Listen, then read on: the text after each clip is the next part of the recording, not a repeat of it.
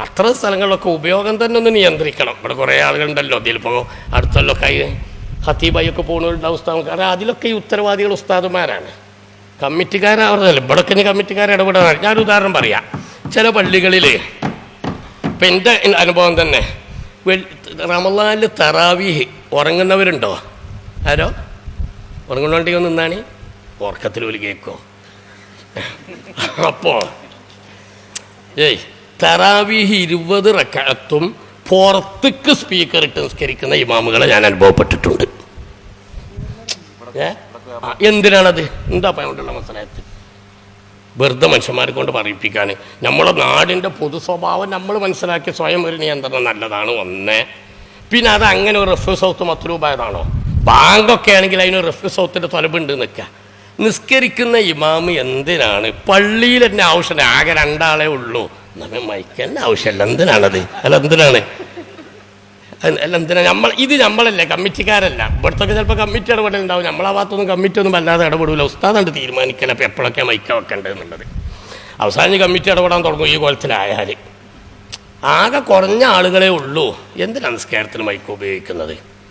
ഇനി ആൾ കൂടുതലുണ്ടെങ്കിൽ പള്ളിയിൽ ബോക്സ് ക്രമീകരിച്ചുകൊണ്ട് നിങ്ങൾക്ക് ആവശ്യമാണെങ്കിൽ ആ പള്ളിയിലുള്ളവർ കേൾക്കുന്ന കോലത്തിൽ പോരെ. എന്തിനാണ് ഈ ഒരു ആഴ്ചയിലുള്ളൊരു ക്ലാസ്സോ സലാത്തൊക്കെ ആണെങ്കിൽ ചിലപ്പോൾ പരിസരത്തെ വീടുകളിൽ സ്ത്രീകൾ കൂടി കേട്ട് ചൊല്ലുന്നുണ്ടെങ്കിൽ നമ്മളൊരു മസലഹത്ത് അവിടെ വെക്കുക. വേറെ മലർത്തില്ലെങ്കിൽ നമുക്ക് പരിഗണിക്കാമെന്നും വെക്കുക. ഈ ജമാഅത്തിൻ്റെ 20 റക്അത്ത് തറാവി ഉണ്ടായ അനുഭവം പറഞ്ഞത്.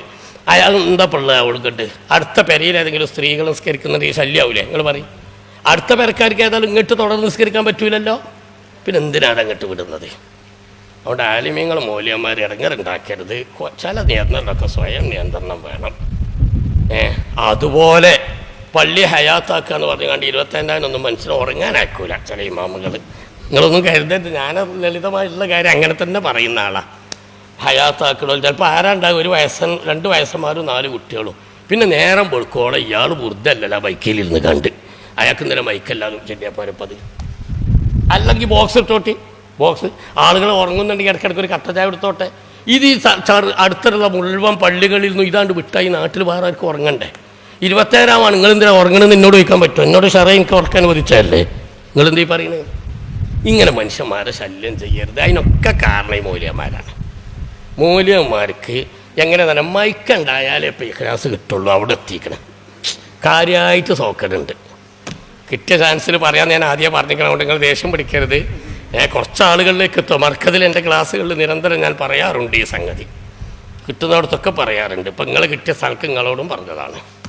കാരണം അത് കൂടിപ്പോവുകയാണ്. കൂടിപ്പോവുകയാണ്.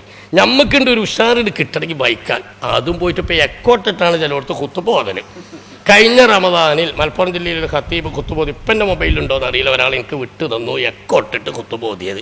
അങ്ങനെ കേട്ടാൽ അതിൻ്റെ ആ ഒരു എന്താ പറയുക, ആ ഒരു ലകത്വ അസ്വസ്ഥത നമുക്ക് തന്നെ ബോധ്യപ്പെടുന്നുണ്ട്.